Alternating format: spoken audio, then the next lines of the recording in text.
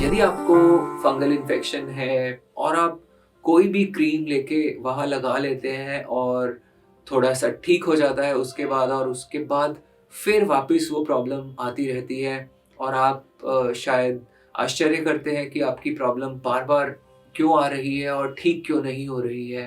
तो इस वीडियो को ज़रूर आखिर तक देखिए। हम इस वीडियो में बहुत डिटेल में बात करने जा रहे हैं फंगल इन्फेक्शंस के टाइप्स के बारे में और उनके ट्रीटमेंट्स के बारे में। मैं हूँ आपका दोस्त डॉक्टर शैल गुप्ता और I am a practising dermatologist. मैं पिछले 18 साल से डर्मेटोलॉजी की प्रैक्टिस कर रहा हूँ। तो एक बहुत कॉमन प्रॉब्लम है फंगल इन्फेक्शंस की और अ, पिछले 18 साल की प्रैक्टिस में जो मैंने देखा कि इनिशियली जब हम ट्रीट करते थे फंगल इन्फेक्शंस को तो ये बहुत आसानी से ठीक हो जाते थे। थोड़ा-सा ही ट्रीटमेंट करना होता था, दवाई जैसे हमने लगभग 10-15 दिन के लिए लगवाया, कभी-कभी हफ्ते भर की दवा लगाने में ठीक हो जाते थे, ओरल मेडिसिन्स की ज़रूरत भी नहीं पड़ती थी। पर अब over a period of time और specially last I would say 6 years 7 years बहुत ज़्यादा रेजिस्टेंस डेवलप हो गई है। फंगल इन्फेक्शंस बहुत आसानी से ठीक नहीं होते।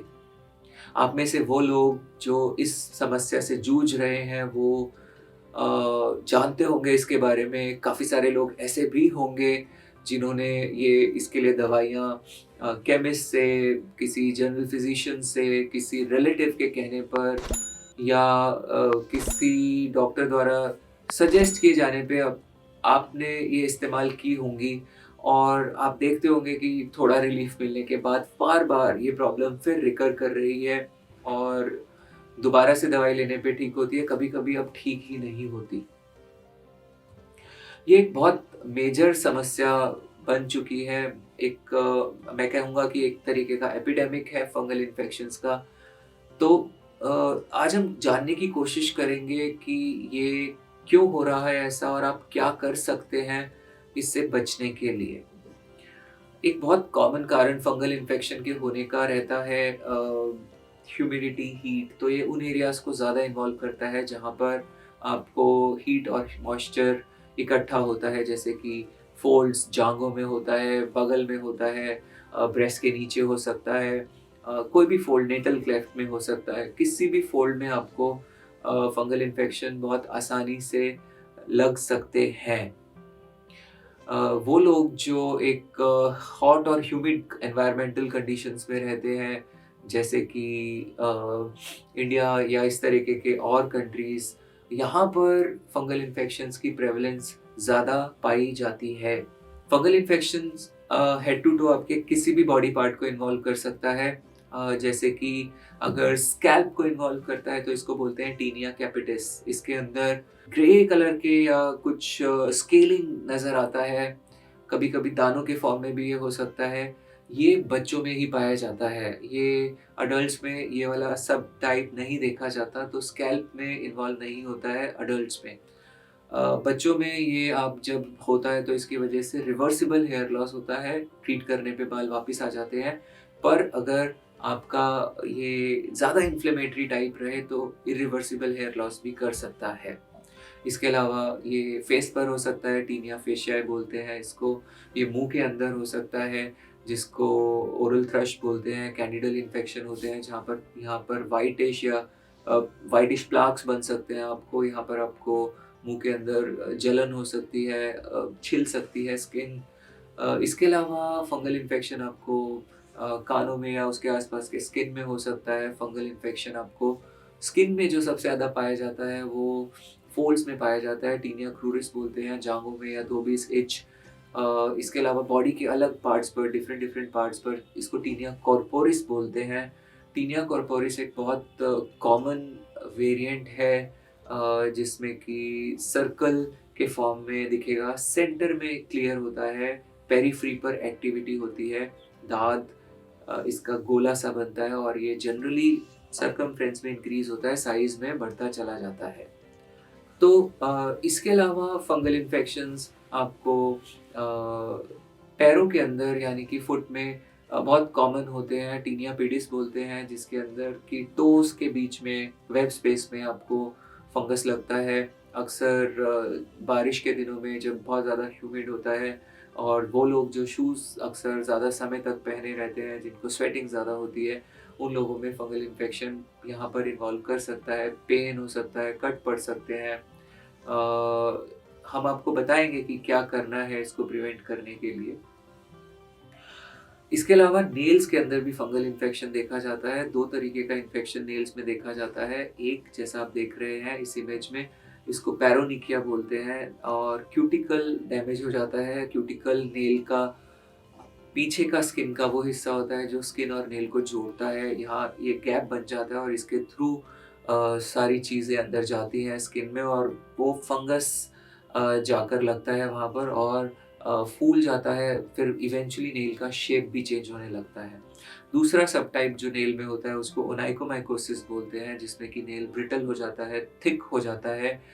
इट कैन टर्न ब्लैक और येलो और ब्रिटल होता है, टूट सकता है। काफ़ी कॉमन है, मुश्किल होता है ऐसे नेल को नेल कटर से काटना भी, इतना थिक हो जाता है ये कभी-कभी और डिसफिगर्ड दिखता है। जेनिटल एरिया को भी फंगल इन्फेक्शंस इन्वॉल्व कर सकते हैं। मेल्स में एक कंडीशन देखा जाता है जिसको बोला जाता है कैंडिडल बेलेनोपोस्टाइटिस। इसके अंदर प्रीप्यूशियल स्किन पर और पेनिस के स्किन पर फंगल इन्फेक्शन हो सकता है जो लाल छिला हुआ ऐसा नज़र आ सकता है। फीमेल्स में ये वाइट डिस्चार्ज के तौर पर, इचिंग के तौर पर हो सकता है और ये सेक्सुअली एक्वायर्ड भी हो सकता है और विदाउट सेक्सुअल इन्वॉल्वमेंट भी पाया जा सकता है। तो क्या कारण है कि फंगल इन्फेक्शंस अब बहुत रेजिस्टेंट हो चुके हैं और बहुत सारे लोगों को दवा के बाद भी कोई फ़ायदा नहीं होता? इसका जो एक सबसे बड़ा रीज़न है वो है मिसयूज़ ऑफ मेडिसिन्स, जिसमें कि जैसा कुछ लोग दवा करते हैं, थोड़े समय के लिए करते हैं, पूरा कोर्स नहीं कंप्लीट करते। यहाँ पर फंगस के ज़्यादा समय तक टिकने के और बार-बार वापस आने के चांसेस बढ़ जाते हैं क्योंकि फंगस पूरी तरह से नहीं मरता, पार्शियली डिस्ट्रॉय होता है। इसके अलावा जब आप स्टेरॉइड्स लगाते हैं, बहुत कॉमन है स्टेरॉइड एप्लीकेशन फंगल इन्फेक्शंस में बहुत लोग लगाते हैं। मैंने पहले भी कई वीडियोज़ में डिस्कस किया है, लिंक दिए गए हैं। बहुत सारे लोग बेटनोवेट यूज़ करते हैं, बहुत सारे लोग फोरडर्म, क्वाडिडर्म, टिबोडर्म, टिनोवेट, लोबेट जीएम, इस तरीके की बहुत सारी दवाइयाँ हैं जो स्टेरॉइड बेस्ड हैं। यदि आप स्टेरॉइड को फंगल इन्फेक्शंस पे लगाते हैं, आम घरों में ये दवाई रखी रहती है, लोग यूज़ करते रहते हैं और इस तरीके की दवाई को लगाने से फंगल इन्फेक्शन में आपको इमीडिएटली एंटी इन्फ्लेमेटरी एक्शन के चलते इचिंग रिलीफ मिल जाएगी, रेडनेस में आराम पड़ जाएगा, पर आपकी प्रॉब्लम काफ़ी ज़्यादा बढ़ जाएगी, खराब हो जाएगी और बार-बार होगी जैसे ही आप दवा छोड़ते हैं। तो जिन वीडियोज़ में मैंने इसके बारे में और डिस्कस किया है, आपको लिंक दिए गए हैं डिस्क्रिप्शन में, please go through the videos. आप चैनल पे जाके चैनल को सब्सक्राइब भी कर सकते हैं, उस पे आपको ये इन्फॉर्मेशन और अच्छे से मिलेगी। शेयर कीजिए आप इस इन्फॉर्मेशन को उन लोगों के साथ जो इस तरीके से फंगल इन्फेक्शंस या स्टेरॉइड्स, स्पेशली स्टेरॉइड्स का इस्तेमाल करते हैं। तो स्टेरॉइड्स लगाने के बाद जो एक टेस्ट होता है, 2 चीज़ें होती हैं। एक कि आपका जो क्लासिकल प्रेज़ेंटेशन होता है वो नहीं दिखता, यानी कि सर्कल वाले लीजन्स नहीं आते। बहुत डिफरेंट सा कैसा भी पैटर्न बन सकता है। इसको टीनिया इनकॉग्निटो बोलते हैं। तो आप यदि ये इमेज में देखेंगे तो आप पाएँगे कि ये फंगल इन्फेक्शन है, बट कोई क्लासिकल प्रेज़ेंटेशन यहाँ पे फंगल इन्फेक्शन का हम नहीं देख पा रहे हैं। तो इसको रिकॉग्नाइज़ करना भी डिफ़िकल्ट होता है जब हमारे पास पेशेंट्स आते हैं, हम देखते हैं कि तो वो बहुत दफ़ा फंगल इन्फेक्शन जैसा लगता ही नहीं है देखने में, तो बहुत दफ़ा लोग उसको एक्ज़ीमा के पैटर्न पे ट्रीट करते चले जाते हैं। अच्छे जो क्वालिफ़ाइड डर्मेटोलॉजिस्ट होते हैं, उनसे भी ये गलतियाँ हो जाती हैं, मुझसे भी हुई हुई है। तो ये दूसरा एक और प्रॉब्लम होता है जो कि डायग्नोस्टिक टेस्ट होता है फंगल इन्फेक्शंस के लिए, जो बहुत ईज़ी है। आप भी घर के पास किसी लैब में जाके इसे करा सकते हैं, केओएच स्क्रैपिंग। तो ये एक फंगस से, इसमें कोई दर्द भी नहीं होता, कोई ब्लड नहीं लिया जाता, आपका थोड़ा-सा स्क्रैपिंग लिया जाता है, बस ऊपर-ऊपर से स्किन की हल्की-सी फ्लेक्स को उतारा जाता है और उसको KOH जो कि एक केमिकल होता है, पोटेशियम हाइड्रॉक्साइड, इसमें डाल के उसको चेक करते हैं तो उसमें फंगल हाइफे नज़र आते हैं और जैसा आप ये इमेज में देख रहे हैं, और ये काफ़ी कैरेक्टरिस्टिक निशानी होती है फंगल इन्फेक्शंस की। बट जब टीनिया इनकॉग्निटो है स्टेरॉइड वाला, तब उस सिचुएशन में फंगल हाइफी टेस्ट भी नेगेटिव आ जाता है और मुश्किल रहता है उसको पहचानना। दूसरा, रेजिस्टेंट स्ट्रेन्स अब बढ़ते चले जा रहे हैं, जैसे कि अगर मस्कीटो रेपेलेंट्स की बात करें तो जब इनिशियली ये लॉन्च हुए थे ऑल आउट और ऐसे, तो ये बहुत असर करते थे, बहुत जल्दी मच्छर को मार देते थे। बट अब आप देखें कंपनीज़ को बार-बार बदलाव करने पड़ते हैं, उनके नए-नए फ़ॉर्मूलेशंस वो निकालते रहते हैं, पर उसके बावजूद भी मच्छरों का बाल भी बांका नहीं होता। तो नहीं असर पड़ता उनके ऊपर क्योंकि वो रेज़िस्टेंट स्ट्रेन्स डेवलप हो चुके हैं। ऐसे ही पेस्टिसाइड्स के साथ भी देखा जाता है जब तो ये सारी चीज़ें परेशानी का सबब है और फंगल इन्फेक्शंस के साथ भी यही देखा जा रहा है।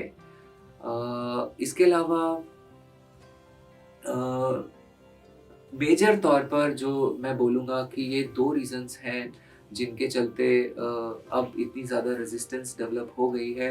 ये एक बहुत बड़ा इकोनॉमिक बर्डन भी रहता है, दवाइयाँ महँगी आती हैं। यही रीज़न है कि फार्मास्यूटिकल इंडस्ट्री ने भी तरह-तरह के नए जो फ़ॉर्मूलेशंस लाए, जैसे ओरल मेडिसिन्स में काफ़ी सारी चीज़ें लाई गई हैं। पहले जो मेडिसिन्स होते थे वो फर्स्ट जनरेशन वो काइंड ऑफ ऑब्सोलीट हो गए हैं, यूज़ में नहीं है, और अब हायर जनरेशन्स मेडिसिन जो है एंटी फंगल्स यूज़ किए जाते हैं। एंटी फंगल्स कई तरीके के आते हैं, बट यदि हम यहाँ पर आपको बताते हैं कि आप ये वाला एंटी फंगल लगाओ या ना लगाओ, तो ये ठीक नहीं रहेगा। मैं आपको नाम नहीं लेने जा रहा किसी भी दवा का कि आप ऐसा करें, क्योंकि यदि आप ऐसा नाम सुन के कोई भी दवा लगाते हैं तो ये सही नहीं रहेगा। इनफैक्ट आपको कभी भी अपने आप से ट्रीटमेंट नहीं करना चाहिए। जो आप समझ रहे हैं कि फंगल इन्फेक्शन है या कुछ और है, वो हो सकता है कि वो नहीं हो, जैसा कि आप समझ रहे हैं। और हर दवा हर स्किन की प्रॉब्लम में, हर तरीके के रैश में काम नहीं करती। कुछ रैशेज़ जिनके लिए वो दवा बहुत अच्छा काम करेगी, दूसरी किस्म के रैशेज़ पे उसको लगाने पे वो बहुत ज़्यादा सिचुएशन को ख़राब कर सकती है। तो प्लीज़ अपने आप से मेडिकेशंस बिल्कुल भी ना करें।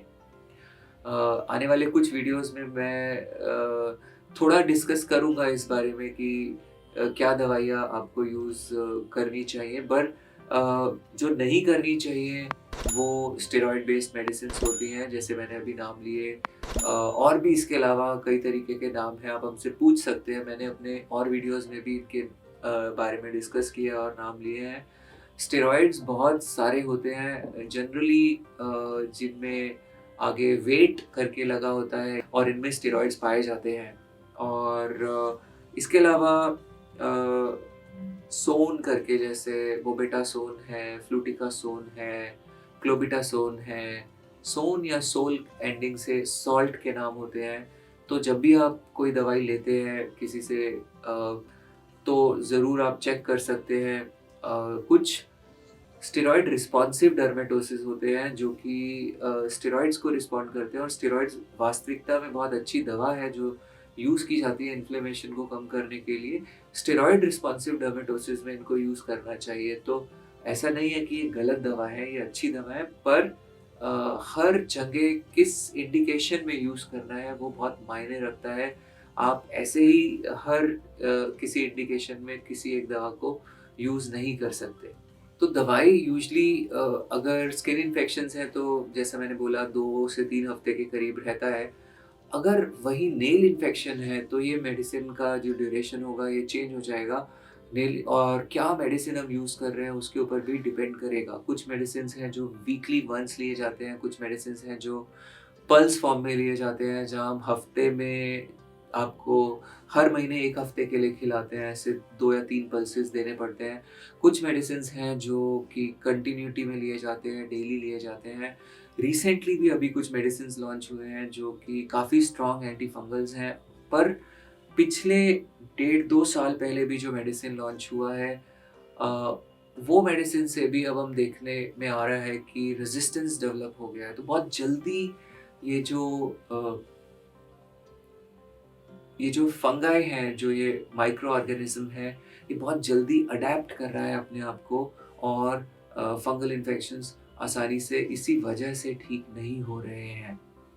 तो क्या आप कर सकते हैं ऐसा जिसमें कि आप फंगल इन्फेक्शन को होने से रोकने में आपको मदद करे, जो कि आपको बार-बार ये होने से रोकेगा, और यदि हो गया है तो जल्दी ठीक होने में भी मदद करेगा? तो कुछ इम्पोर्टेंट टिप्स जो मैं आपको दे रहा हूँ इसके बारे में, सबसे इम्पोर्टेंट तो है क्लोथिंग। जैसे आप कॉटन के कपड़े पहने, इनर स्पेशली जब आप समर्स में हैं, उस समय तो बिल्कुल आपको कॉटन क्लोथ्स पहनने चाहिए। लूज़ क्लोथ्स पहने, बहुत ज़्यादा टाइट ना हो। टाइट ट्राउज़र्स या जीन्स जब पहनते हैं जो बिल्कुल बॉडी के साथ टाइट चिपके हुए हैं, ये ठीक नहीं रहता। यदि आप किसी स्पोर्ट्स एक्टिविटी में इन्वॉल्व्ड हैं, या समर्स में दिल्ली जैसे एरिया में, तो समर ही अपने आप में एक स्पोर्ट है। जब आप बाहर जाएँगे तो यू स्वेट लाइक एनीथिंग। तो वो जब आपकी स्वेटिंग हो जाती है, तो कोशिश कीजिए कि आप ऑफ़िस में या कहीं पर यदि चेंज कर सकते हैं अपने इनर्स तो ज़रूर चेंज कर लीजिए। गीले में पहने रखना आपको काफ़ी बड़ा कारण होता है फंगल इन्फेक्शन का। बहुत दफ़ा हमने देखा है घर में सिबलिंग्स अपने सेम कभी-कभी इनर्स एक-दूसरे के पहन लेते हैं। वो भी ठीक नहीं है, अगर इन्फेक्शन हुआ हुआ है तो उससे काफ़ी बड़ा चांस होता है। एक-दूसरे का टॉवल यूज़ ना करें ऐसे, क्योंकि एक बहुत कॉमन रीज़न होता है ये, और मॉइस्चर रहता है टॉवल में, ये एरिया में, तो बड़ा प्रॉब्लम आपको हो सकता है। बार-बार ये इन्फेक्शन कैच कर सकते हैं। इनफैक्ट आप धूप दिखाएँ, सनलाइट का बहुत इम्पोर्टेंट रोल है। सनलाइट के अंदर इतना मैजिक है। जब घर में आपके कोई किसी चीज़ में इन्फेक्शन लगता है, जैसे कि कुछ खाने की चीज़ों में, तो आप धूप दिखा देते हैं उसको, और वो माइक्रो ऑर्गेनिज़्म वहाँ से भाग जाते हैं। इसी तरह से छोटे बच्चों में जब डायपर के वजह से डायपर रैश और वो फंगस लगते हैं फ़ोल्ड्स के अंदर, तो हमारी सलाह ज़रूर रहती है सन बाथिंग की। वो बहुत यूज़फुल है। ख़ास तौर से मैं अपने काफ़ी पेशेंट्स में अब पिछले समय से देख रहा हूँ, जहाँ दवाइयाँ काम नहीं करती, वहाँ सन बाथिंग काम करती है। तो सर्दियों में तो ख़ैर शायद आप उतना ना कर पाएँ, पर गर्मियों में आप ज़रूर इसका फ़ायदा उठाएँ, और सन बाथ लें, आपकी बॉडी के लिए भी अच्छा है, और ये आपको फंगल इन्फेक्शन को कम करने में बहुत मदद करता है। इसके अलावा जब आप शावर के लिए, जैसे आप सोप्स यूज़ करते हैं, तो सोप्स में भी कई बार इन्फेक्शन एक-दूसरे को ट्रांसमिट होने का डर रहता है। आप शावर के लिए लिक्विड वॉश यूज़ कर सकते हैं, वो भी एक अच्छा चीज़ रह सकता है। जिन लोगों को फुट में जैसे इन्फेक्शन होता है, वो बजाय कि शूज़ पहने और सारा समय पहने, वो कुछ ऐसा शूज़ पहन सकते हैं जिनमें कि थोड़ा एरिएशन का, हवा आने का जगह रखा हो। आजकल ऐसे काफ़ी कॉमन है जो आप ऑफ़िस में भी पहनकर जा सकते हैं, खराब नहीं दिखते, अच्छे दिखते हैं। तो ये चीज़ें आप यदि ध्यान रखेंगे तो काफ़ी चांस रहेगा कि आपको फंगल इन्फेक्शंस जल्दी ठीक हो, या कि लगे ही ना। और अपने नाखून छोटे रखें, वो खुजाए ना, अगर आप स्क्रैच करते हैं तो भी आपका इन्फेक्शन जो है वो स्प्रेड करने के काफ़ी ज़्यादा चांसेस हो जाते हैं। फिर दोबारा से बोलूँगा कि अपने आप से ट्रीटमेंट ना लें। सिर्फ़ त्वचा रोग विशेषज्ञ को ही दिखाएँ फंगल इन्फेक्शन या इस तरीके की कोई परेशानी, इनफैक्ट कोई भी रोग, क्योंकि आपको कैसे पता चलेगा कि फंगल इन्फेक्शन है। तो कुछ पिक्चर्स जो मैंने आपको दिखाए, उनको देख के आपको हल्का अंदाज़ा लग सकता है, but please, please, please, no self medication. बहुत ज़्यादा प्रॉब्लम्स आती हैं ठीक करने में इन इन्फेक्शंस को, और ये बहुत एक्सपेंसिव भी बैठता है ट्रीटमेंट। स्किन क्रीम्स महँगे होते हैं, और जब आप उनको बड़े एरियाज़ में लगाते हैं तो काफ़ी कॉस्टली बैठता है। इनफैक्ट ओरल मेडिसिन्स भी जो आते हैं वो काफ़ी एक्सपेंसिव बैठते हैं। तो यदि आप एक फिर फाइनली बोलूँगा, जो मैंने ये कपड़े और ये सब बोले, सन बाथिंग एक बहुत बहुत ही अच्छा तरीका है आपका फंगल इन्फेक्शंस को अपने बॉडी से दूर भगाने का। इसको ज़रूर ट्राई कर देखिए। उम्मीद करता हूँ आपको इससे ज़रूर फ़ायदा मिला होगा, और यदि आपको ये वीडियो पसंद आए तो आप लाइक प्रेस कीजिए। हमें अच्छा लगेगा, हमें हौसला मिलेगा और वीडियोज़ आप तक पहुँचाने के लिए। और यदि आपने हमारा चैनल अभी तक सब्सक्राइब नहीं किया है तो प्लीज़ इसे सब्सक्राइब कीजिए। बेल आइकन को प्रेस करना बिल्कुल मत भूलिएगा, सारे नोटिफ़िकेशंस को टाइम रहते पाने के लिए। आप मुझे फ़ॉलो कर सकते हैं फ़ेसबुक पर, इंस्टाग्राम पर, ट्विटर पर। वहाँ पर आपको और इन्फॉर्मेशन मिलती रहेगी रेगुलर बेसिस पर। यदि आपको कुछ सवाल पूछने हैं तो आप कमेंट सेक्शन में पूछ सकते हैं। दिए गए नंबर्स पर आप हमें कॉल कर सकते हैं, व्हाट्सएप कर सकते हैं। पर प्लीज़ कभी भी टेलीफ़ोनिक कंसल्टेशंस के बजाय अच्छा रहे कि यदि आप अपने नज़दीक के डर्मेटोलॉजिस्ट को दिखाएँ। हमारा वीडियो आखिर तक देखने के लिए शुक्रिया, धन्यवाद। Love yourself, stay